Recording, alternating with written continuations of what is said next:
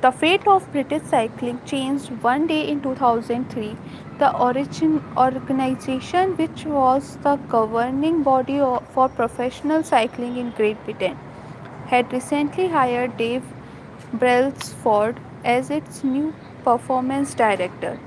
At the time, professional cyclists in Great Britain had endured nearly 100 years of mediocrity. Since 1908, British riders had won just a single gold medal at the Olympic Games, and they had fared even worse in cycling's biggest race, the Tour de France. In 110 years, no British cyclist had ever won the event.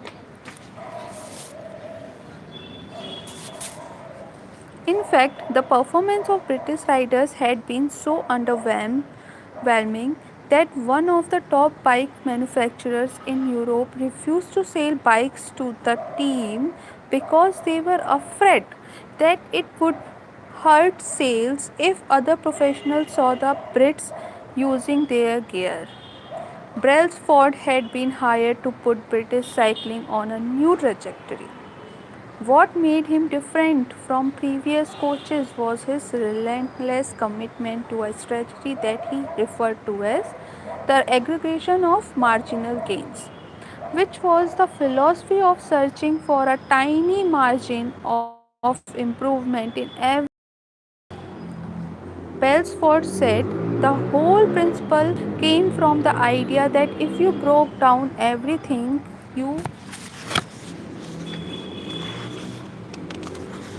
Once again, we will read this line.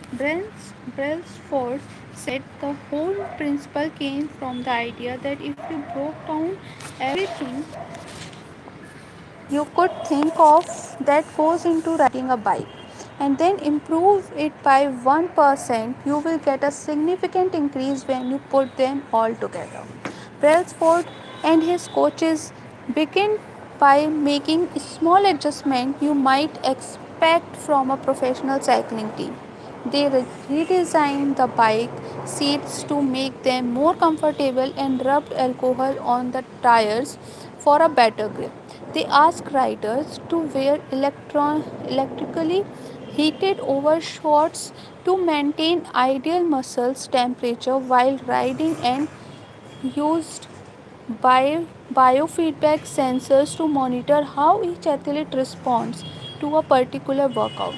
The team tested various fabrics in a wind tunnel and had their outdoor riders switch to indoor racing suits, which proved to be a lighter and more aerodynamic. Sorry for the mistake. But they didn't stop there. Brailsford and his team continued to find 1% improvement in overlooked and unexpected areas. They tested different type of massage gels to see which one led to the fastest test, fastest muscle recovery. They hired a surgeon to teach each rider the best way to wash their hands to reduce the chance of catching a cold. They they determined the type of pillow and mattress that led to the best night sleep for each other. They even painted the inside of the team truck white, which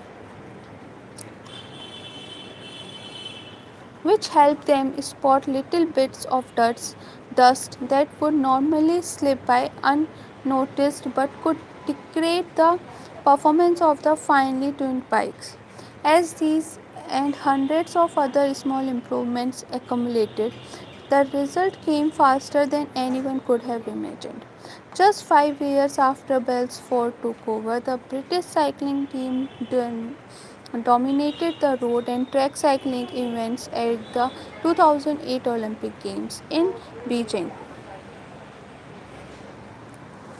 where they won an astounding they won astounding 60% of the gold medals available 4 years later, when Olympic Games came to London, the British raised the bar as they set in Olympic records and 7 world records. That same year, Parentelli Wiggins became the first British cyclist to win the Tour de France. The next year, his teammate Chris Froome won the race and would go on to win again in 2015, 16, and 17, giving the British team 5 Tour de France victories in 6 years.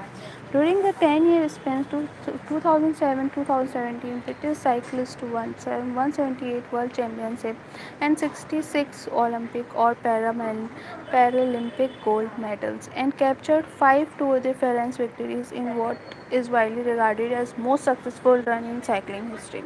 How does this happen? How does a previously ordinary athlete transfer into world champions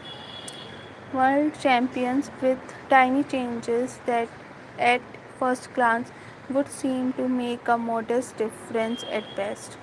Why do small improvements accumulated into such remarkable result, and how can you replicate this approach in your own life?